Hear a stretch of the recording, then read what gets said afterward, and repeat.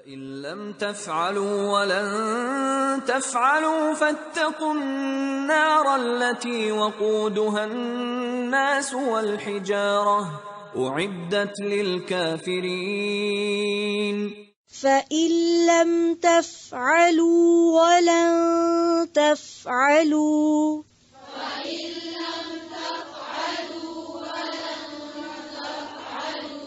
فَإِن لَّم نہیں ہے فَإِن لَّمْ تَفْعَلُوا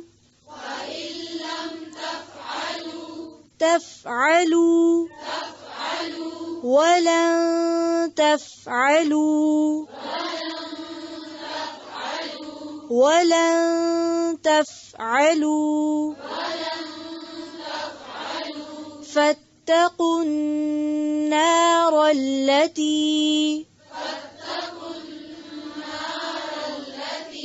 فَاتَّقُوا النَّارَ الَّتِي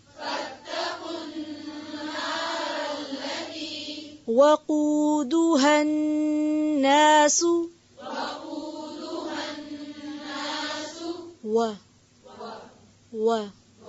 وَقُودُهَا النَّاسُ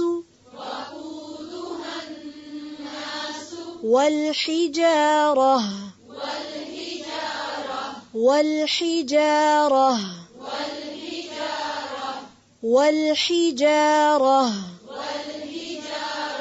وقودها الناس والحجارة.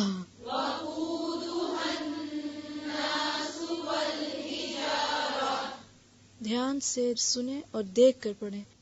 وقودها الناس والحجارة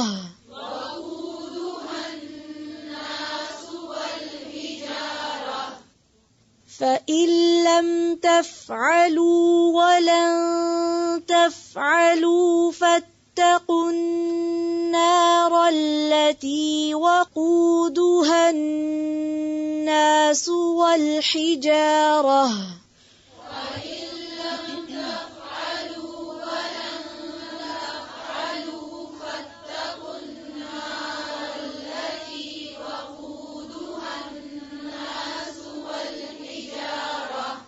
فَإِن لَّمْ تَفْعَلُوا وَلَن تَفْعَلُوا فَاتَّقُوا النَّارَ الَّتِي وَقُودُهَا النَّاسُ وَالْحِجَارَةُ.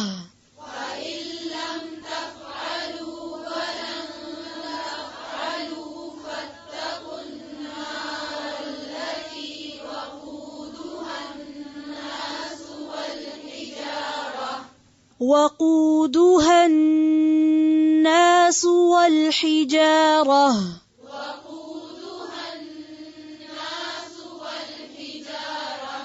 أعدت للكافرين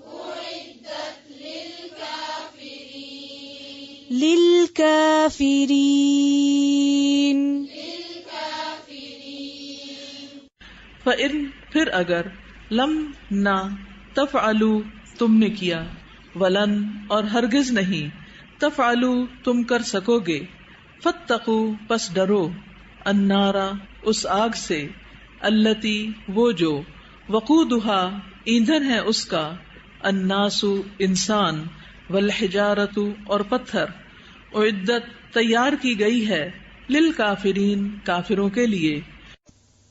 فَإِن لَّم پھر اگر نہ تفعلوا تم نے کیا.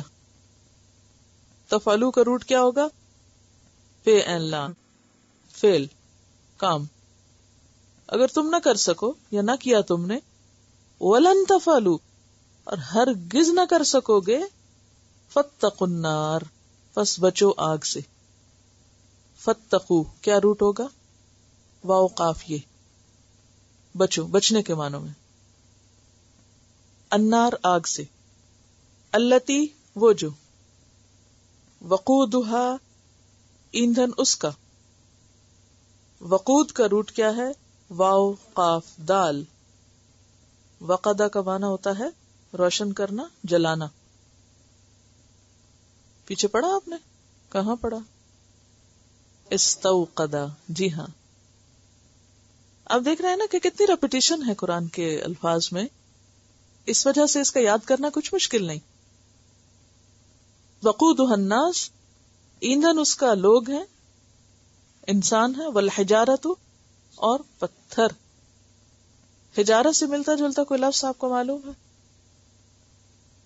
حجر اسود. ہجر نہیں ہوتا، حجر ہوتا ہے، ٹھیک ہے، حجر اسود. حجر جو ہے وہ ایک خاص علاقے کا نام ہے، سورۃ الحجر بھی ہے، اس کو حجر نہیں پڑھی. اعدت، تیار کی گئی ہے، للکافرین، کافروں کے لیے. اور عدت کا لفظ جو ہے عین دال دال سے ہے. یہ جو شد ہوتا ہے نا، شد کے نیچے دو حرف کٹھے ہوتے ہیں، اس لیے اس میں شدت ہو جاتی ہے. عدد، عین دال دال، عدد. عدد کا معنی کیا ہوتا ہے؟ گنتی. تو گننا، شمار کرنا، یعنی کسی چیز کا اس طرح تیار کرنا کہ وہ گنی جا سکے. تیار کی گئی ہے یعنی اس کا ٹیمپریچر جو ہے وہ معلوم ہے، کوانٹٹی، اس کی انٹینسٹی سب معلوم ہے. اور عدت کہ کس درجے میں کس کو ڈالنا ہے. منافقوں کو کہاں جانا ہے، کافروں کو کہاں جانا ہے، بے عمل لوگوں کو کہاں جانا ہے، ہر ایک کے لیے جگہ تیار ہے اس کے عمل کے مطابق. للکافرین، کافروں کے لیے. کافرین کس کی جمع ہے؟ کافر کی. فَإِن لَّمْ تَفْعَلُوا، پھر اگر تم نہ کر سکو، نہ بنا سکو. وَلَن تَفْعَلُوا، اور ہرگز کر بھی نہ سکو گے. اگر نہ کر سکو، کر سکتے بھی نہیں ہو، ساتھ ہی بتا دیا گیا. کوشش کر بھی لو تو نہیں کر سکتے، تو پھر کیا کرو؟ مان جاؤ کہ اللہ کا کلام ہے. فَاتَّقُوا النَّارَ، کیونکہ اگر نہیں مانے تو پھر ٹھکانہ آگ ہے. فَاتَّقُوا النَّارَ، بچو آگ سے. الَّتِي، وہ جو. وَقُودُهَا النَّاسُ وَالْحِجَارَةُ، جس کا ایندھن انسان اور پتھر ہیں. انسان اور پتھر، جی ہاں. پتھروں کی آگ تو آپ کو معلوم ہے پتھر کی قسم کا کوئلہ ہوتا ہے یا پتھر والا کوئلہ ہوتا ہے، لیکن یہاں صرف پتھر نہیں بلکہ انسان بھی جہنم کا ایندھن ہوں گے. ابن عباس کہتے ہیں کہ پتھروں میں سے تو وہ ان کے بت مراد ہیں جن کو وہ پوجتے ہیں، جیسے قرآن پاک میں آتا ہے انکم وما تعبدون من دون اللہ حسب جہنم، سورۃ الانبیاء آیت نمبر 98، کہ بے شک تم خود اور جن کی تم عبادت کرتے ہو اللہ کو چھوڑ کر، وہ سب جہنم کا ایندھن ہے، فیول ہے، جس سے جہنم کی آگ بھڑکائی جائے گی. تو پتھر ہیں، انسان بھی جلیں گے، اور صرف جلیں گے نہیں، انسان جب اس میں ڈالے جائیں گے تو ان سے آگ اور بھڑکے گی. سمجھ رہے؟